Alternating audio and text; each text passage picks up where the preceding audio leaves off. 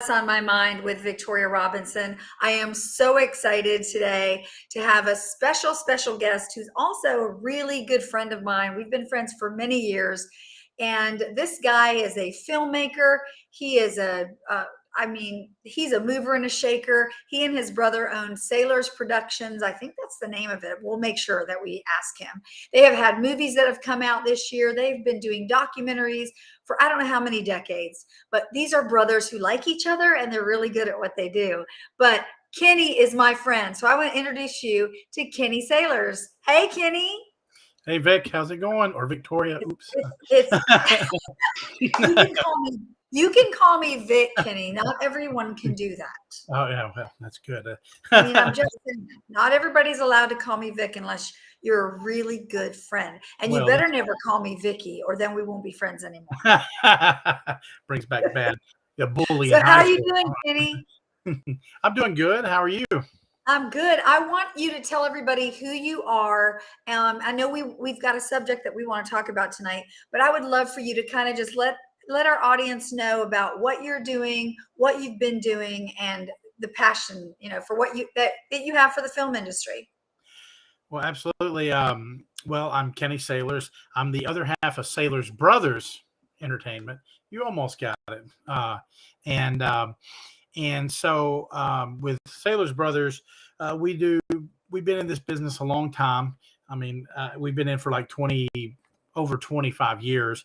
I mean, I know I look like I'm 27, but we have done a lot of films and a lot of projects over the years.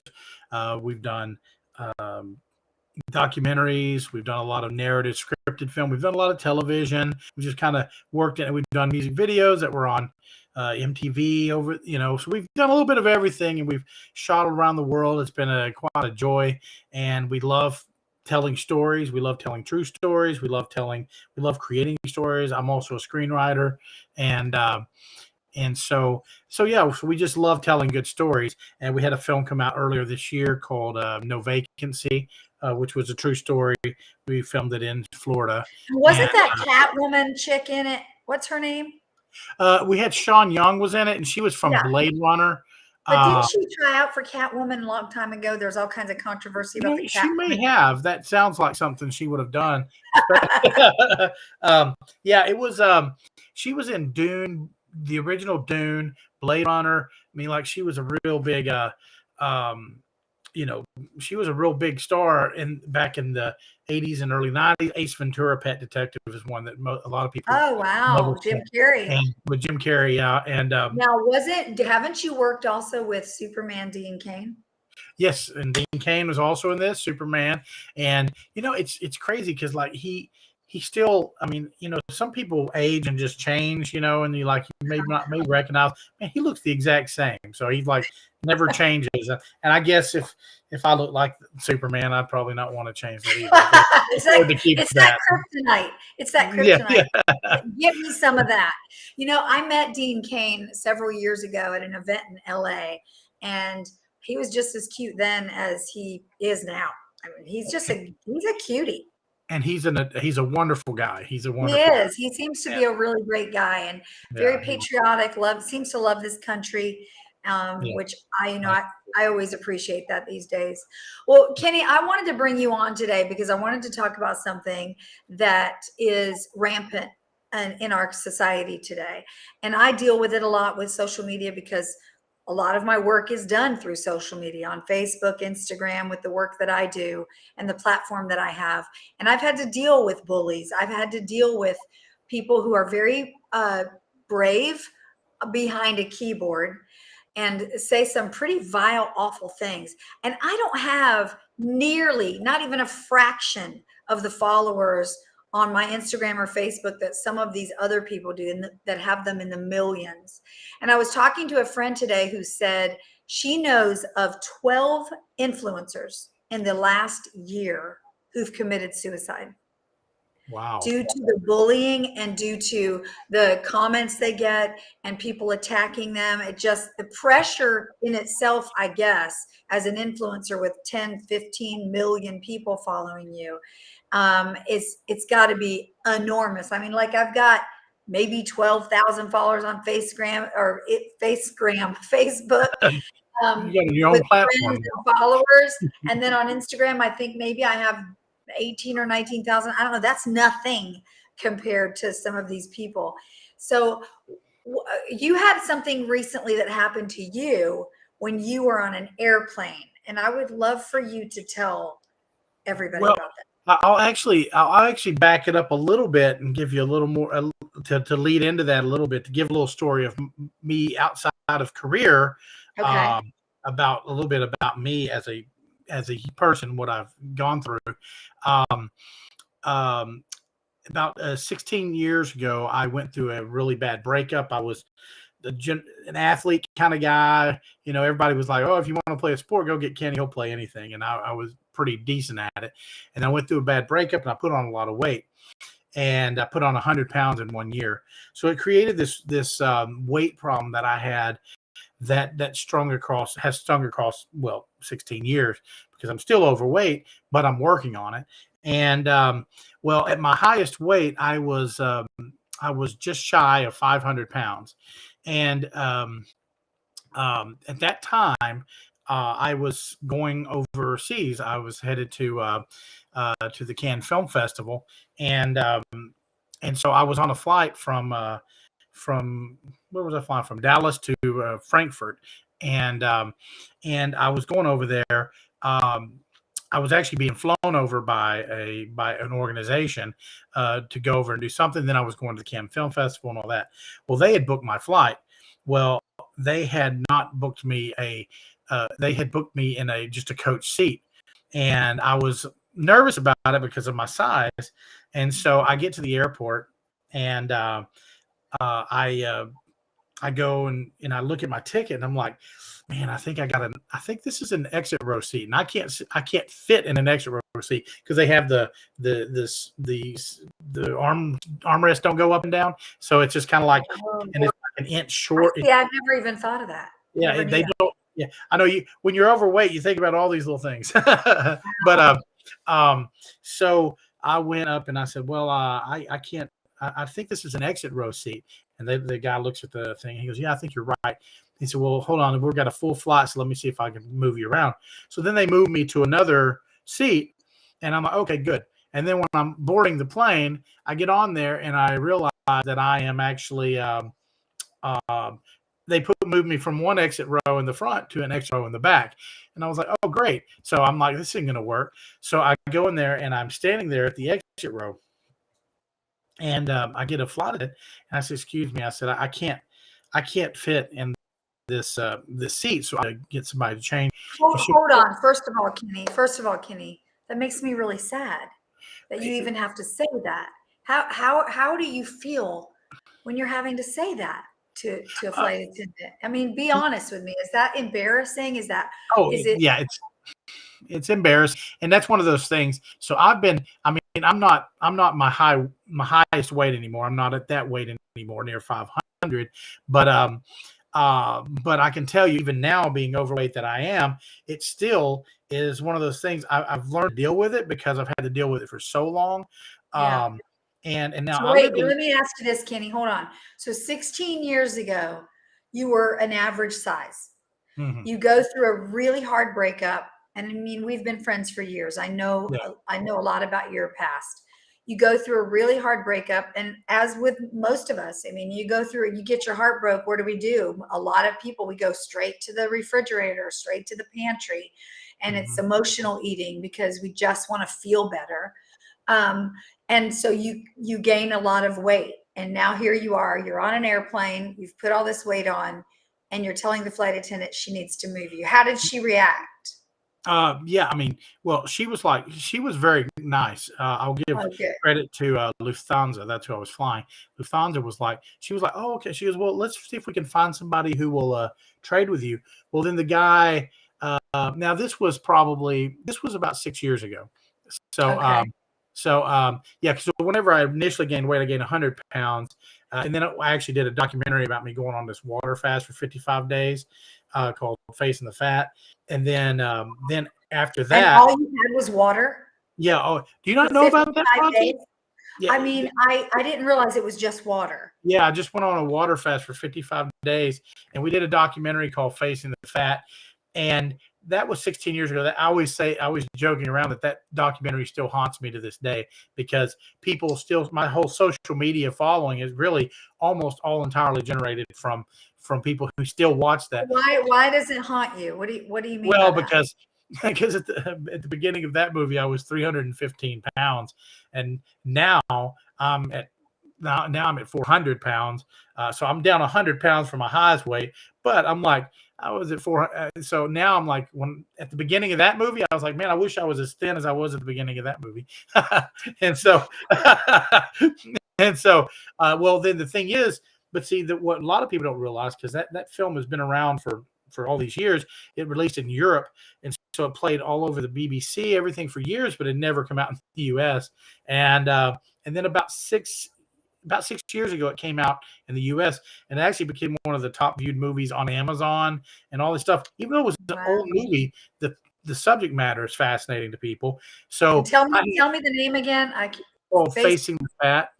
Facing the Fat. Is it still on Amazon today? It's still on Amazon. You can watch it on YouTube. I mean, it's like it's Oh, been viewed. wow. It's been viewed hundreds of millions of times actually, and My so yeah, and it's really something that you actually really get a kick out because you know me and I'm gonna watching the have to watch it documentary. tonight. If you have to watch it, you'll find it hilarious because you'll sadly realize that I haven't really changed much since then. My personality, I'm still cutting the jokes and everything, and but we actually, followed me through that journey, and I lost 44 pounds during that. And then after the fact, we had actually talked about creating a series out of it and everything. And while we were negotiating with a network, I ended up getting back into bad habits, and I apologize Bad for this. habits meaning what? With food or with people? Bad habits with eating. And so I ended up gaining weight, and then I'd lose weight, gain weight, and then gain a little more. And before you know it, you're back. And then all of a sudden, next thing I know, I'm 500 pounds. And that's one So of those things. is it true, Kenny? Because you've had a lot of experience with the weight gain. Is it true? Because you hear about people lose all this weight and then they gain even more back. Yeah. Why? Why does that happen? Well, I think what I realize now is because we're focused on the physical side of it, but it's really a mental side. And that's the Yeah. thing is whenever you can fix the body, but until you fix your mind, you're never going to Yeah. stay. And Yeah, that you're was right. that's where I always failed at, is because I was always so busy working out, eating right, and I would lose some weight. And then as soon as I plateau, I'd get discouraged and I would lose myself. And I mean, that's something I still struggle with, and I'm working on it with therapy and things like that to actually deal with overcoming the person inside, because the battle is more in the mind than it is the body, even though. But when the body gains weight, it makes it a lot harder on the body to achieve that and get to that goal.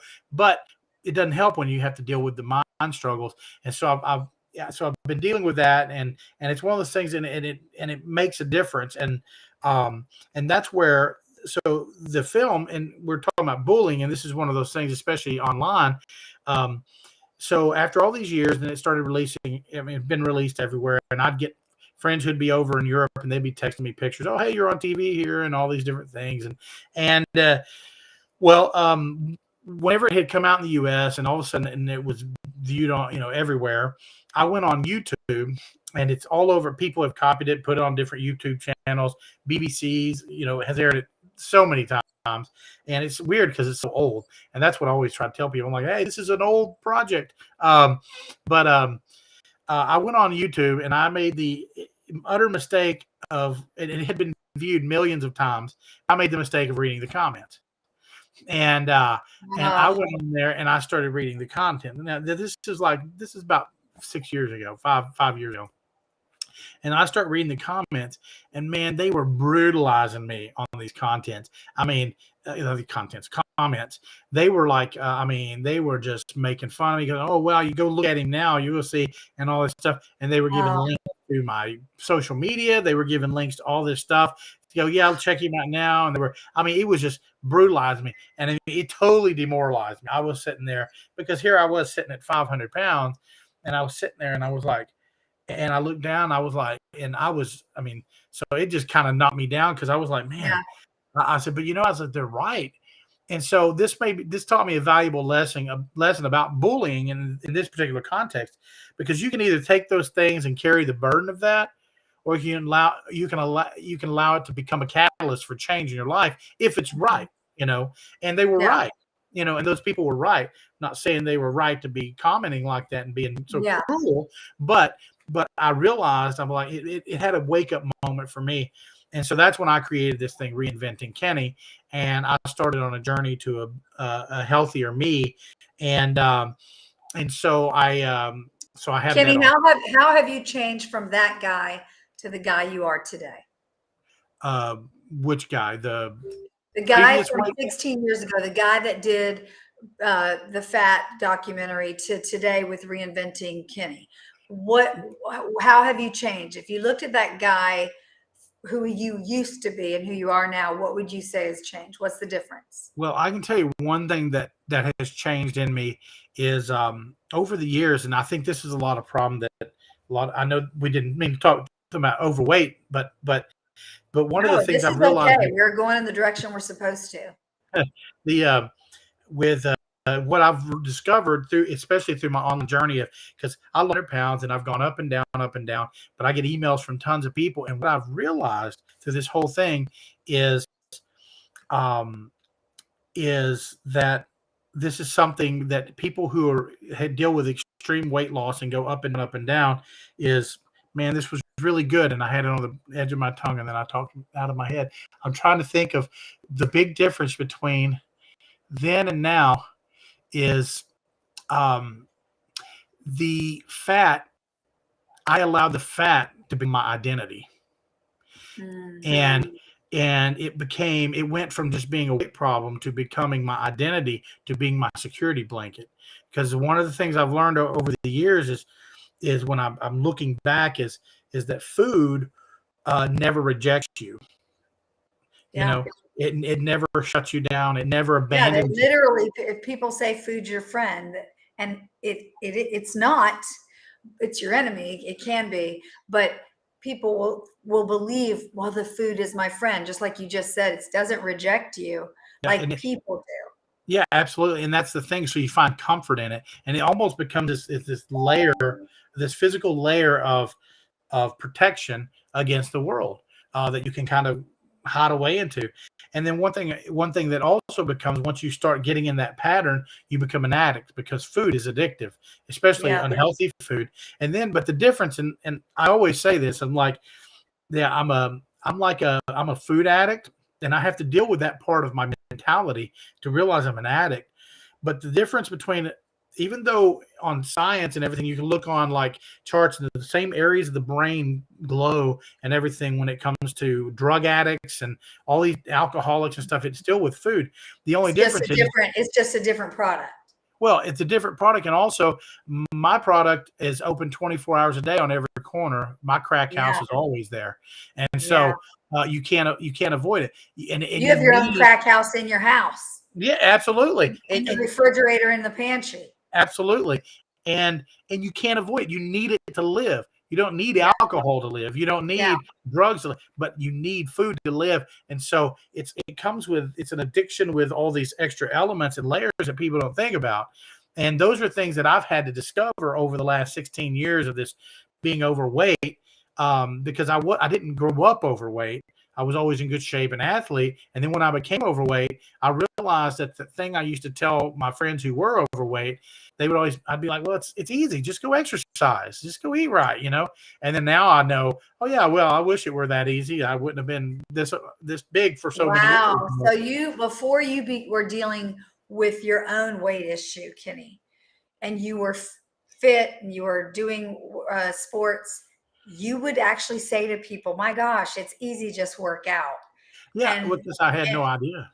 and then now, it's so much harder than that. Well, Right. And that, Kenny, I've changed the way I've eaten in the last year. oh yeah. And I hate to tell people this, but it's the truth. And I'm not saying that it's good. I walk, and I try to walk as much as I can, because that's good exercise. But I don't kill myself in the gym. And I've lost weight like 20 pounds in the last year simply by changing what I eat and adjusting some of the things I was eating. You were here at my house the other night for dinner, and we had those Zevia sodas. That's, if I'm going to have a carbonated soda, that's all I'm having now. I'm not drinking that sugar crap. And I was addicted to Coca-Cola. I loved Coke. Now I won't drink it. I will drink a Zevia, 0 calories, 0 sugar, and it's delicious to me. But it's just adjustments that I've made that I've been shocked. And I've also realized, Kenny, I don't know if you've done this, but that I've learned that I want to eat to live, not live to eat. And there is a really big difference between the two. 100%. And that's one of the big challenges when you've developed unhealthy habits and patterns, is because like me, eating healthy, like, it's really funny. So when I'm on a program called Energize Health now, and it's funny because I don't eat, I can eat much less and still be completely satisfied, but it's still my head, it's my brain. It goes back to my head of going, yeah, but aren't you hungry for this? I'm like, no, I'm not hungry at all. But boy, don't you want that, chicken sandwich from Popeyes? Those are really good, and I have to avoid Popeyes. And Because you're right, it's here. That's what my coach told me. My coach said, I want you for the next 10 days before I started on the program. For 10 days, I want you to send me a picture of everything you eat, and I want your weight in the morning and the evening before we change anything. And what he told me after 10 days is, I'm going to tell you why you're not losing any weight, because you don't eat enough. I'm going to tell you what else you are. You're an emotional eater.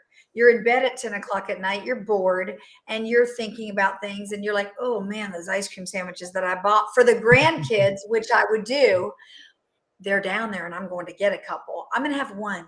No, why not have 2? Since I've already had 1, because they'd be those little ones. And he was right. Those aren't as bad. Literally, I had to reprogram my brain and the way I thought about food. And why are you eating, Vic, when you're not even hungry? Right. Why? Because you're right. It's a drug. And it does. And it's crazy. It's crazy how we're driven to those things. And so it's been quite a journey. And one of the things along this journey, the people who have followed me, I've got people from all around the world, and they'll always message me, because this is a worldwide problem. It's not, we like to think it's uniquely American, but the Western civilization has spread so far around the world that they are all growing around the waist belt, and so I get emails all the time, because I have failed so many times. I have failed 1,000 times, and being very public about it brings with it scrutiny, because I get putting yourself out there. Yeah, you're putting yourself out there. You're not doing it in private. You're doing it out there, which is a big risk, as we both know, Kenny, because we're both doing our social media stuff, and it is a risk. But when you feel like it's what you're supposed to do, you're going to have to take the punches that come with it. Yeah, and absolutely. And that's what people, and it's funny because no matter how many times I fail, and a lot of time, because I've been so public about it, whenever I do fail and I fall off, I just kind of disappear for a little while. But man, I get hundreds of emails from people who are like, hey, are you okay? And And then when I come back, the messages are so encouraging, because people are like, look, you are a voice that made me realize I'm not alone. And that's one of the things that I've discovered through this, and through many people who have many problems. And I'm sorry for the light changing here. This big TV in front of me, we can hear you. It keeps shifting. But the big thing is that I've discovered is that people who have any addictive type situation, or at any traumatic situation in their life, they feel like they're alone. They feel like nobody else can understand what they're going through. But the reality is, when somebody gives a voice to that problem, and one of the things that I've been really focused on, I always tell, this is not a before and after picture. This is a before, during, and it's going to be an after. And you know what I love about that, Kenny? I love that you've made yourself so vulnerable, because you're right. Not everyone's going to do that. Not everyone's going to put themselves out there, because the punches you're going to take and the criticisms you're going to take and the, oh, well, why aren't you this size now? Just like in my work, oh, well, why aren't you blah, blah, blah?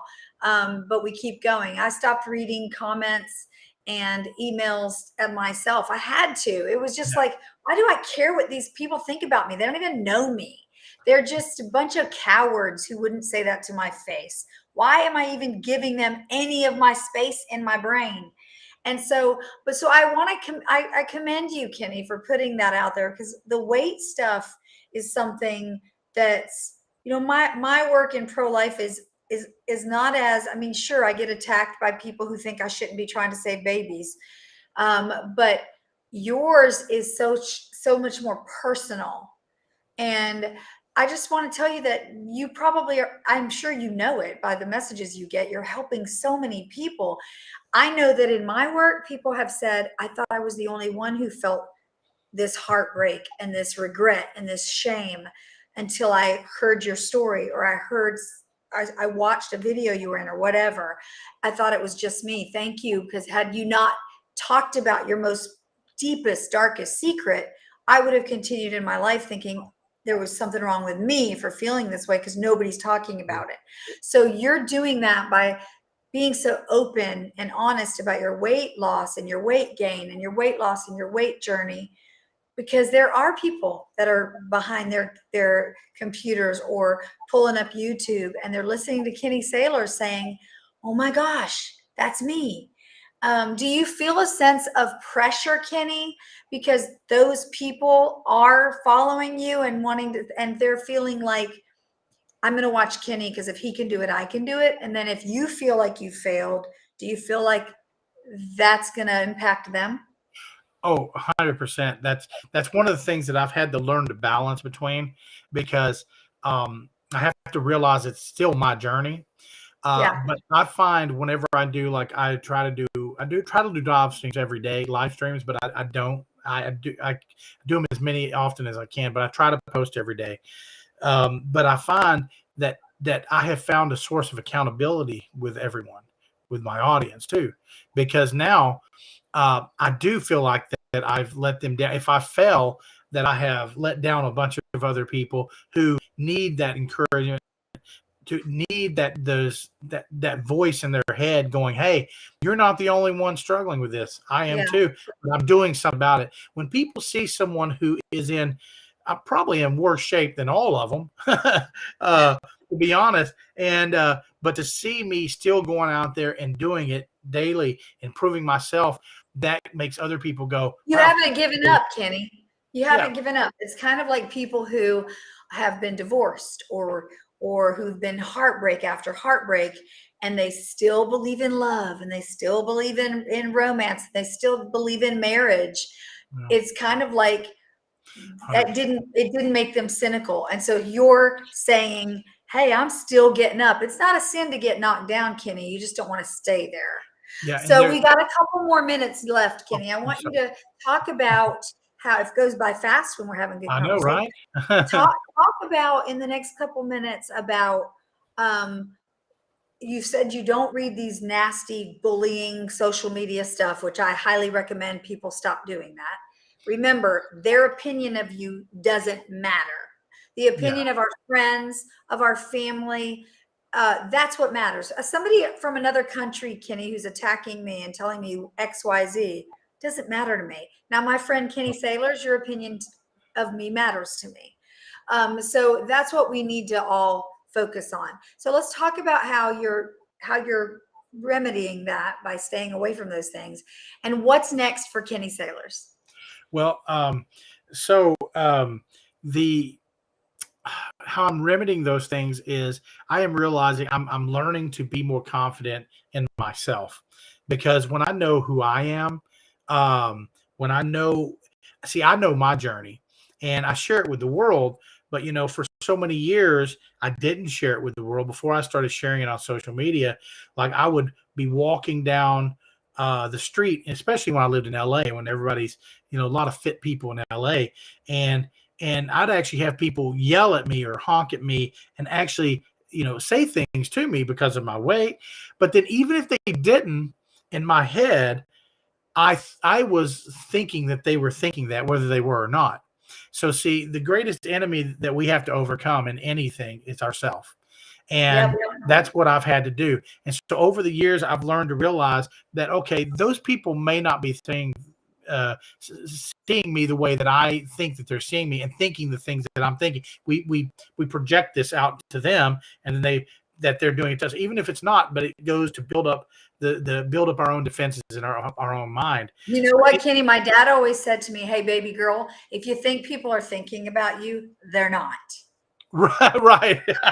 That's good advice. And Yeah. and that's what. And then when people do say something, now I'm just like, well, they're a jerk. And well, Yeah. actually, to tie up real quickly, that story that started down this whole path anyhow was about on the airplane, because we did a big tease for it. Now I guess we wrap it up so they can know the end of the story. But it's because that was a pivotal moment in my life. And that was when I was sitting there, and the flight attendant's like, oh, okay, well, let's see if we can find somebody else to give you a seat. The guy behind me actually goes, oh, he goes, I'll be glad to switch seats with him. And then the guy next to him goes, no way. And he goes, I am not sitting next to this fat guy for the next 8 hours. No. Yeah, he actually said that. And Kenny, in front of you, and he said that out loud.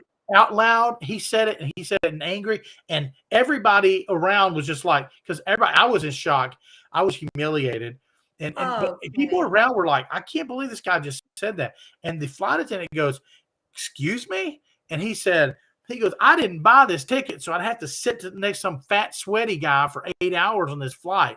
And he goes, so I'm not gonna, he cannot move this seat. And she goes, the flight attendant said, sir, you better keep your mouth closed or we will get you removed from this plane and stuff. And he goes, and he was like, and she said, come with me, sir. And I was humiliated because he had yelled it really loud. So everybody, so I'm walking through, and they put me in the little galley up there in the plane. And then she walks off, she comes back, and she goes, here you go. Here's your first class ticket. She goes, enjoy the flight. And she goes, and I'm going to make sure he knows it. And wow. So then I got to be up there all comfortable when he was crammed in the back. So that's you know what, Kenny? The moral of the story is there are people out there that are still kind and that have empathy for people and sympathy for people. They're not all jerks like the man in seat 5C, wherever. Right. Because I don't know. You know me well enough to know if I'd have been there, I'd have had to said something. Oh yeah, there's been a fight going down. Kenny, I got to bring you back again, though. Finish your thought, and then we'll wrap it up. But I'm going to have to bring you back again, and we're going to talk more about the social media bullying stuff. Yeah, I know. Sorry, we didn't even get to that. No, it's okay. This is just how it was supposed to go. So, how do people find Kenny Sailors? And what's next for you? Because there's going to be people listening that are thinking, I want to know about his journey, and how can I watch it? You can find me at Reinventing Kenny. I believe I still have reinventingkenny.com, and you can get to all my socials on there. And now I have to double check, make sure. But on Instagram, Facebook, it's Reinventing Kenny. And then for my career side, you can go to sailorsbrothers.com. But what's next for me is I'm currently on a journey that I'm documenting every day about getting down, and I'm trying to lose 180 pounds over the next year through workout, diet and exercise, to where I'm making those changes. And I'm in the early stages now, so you get a chance if you join on board and start following, please follow along. And because I'm just on the precipice of it now, getting into it, because I've failed and come back. And there's that old proverb that says, fall down 7 times, stand up 8. And that's right. That's the motto of my life. But the thing is, and as I said, this last day one, as I said, all it takes is one day at a time. And eventually it's going to be the last day one, because, and that's what it is. And so that's where my hope is, is my prayer is right now that I just did my last day one, as I move forward and really reach my goal. Because at the end of the day, what I'm going through, millions of others are. And that's why I've been public. That's why I've been honest, because I want my journey to help other people know that there's hope. Because you do get hopeless. There's a point in your weight that you get hopeless and you think, I can't do it anymore. But you know what? You can always do it. As long as you can breathe and stand up and sit down, there is hope. So thank you, Kenny. You're the best. You know, you're one of my favorite people on the planet. same here. You're one of mine. Thank you, Kenny. So, you guys, that is what was on my mind this week. I know Kenny and I went in one direction, that we started in one and we went in another one, but I think that's how it was meant to be. I will definitely be bringing Kenny back on to talk more about his weight loss journey, and we'll check in with him in about 6 months. What I love about Kenny's story is maybe he's not where he needs to be yet, but he hasn't given up. And the bottom line is if we don't give up, we'll eventually get there. The only way we can lose is if we say, I'm done, and throw the towel in.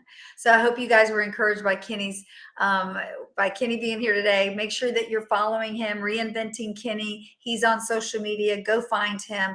I'm rooting for him, and I know you are too. And I'm rooting for you too. That's what was on my mind this week. I'll see you again next week.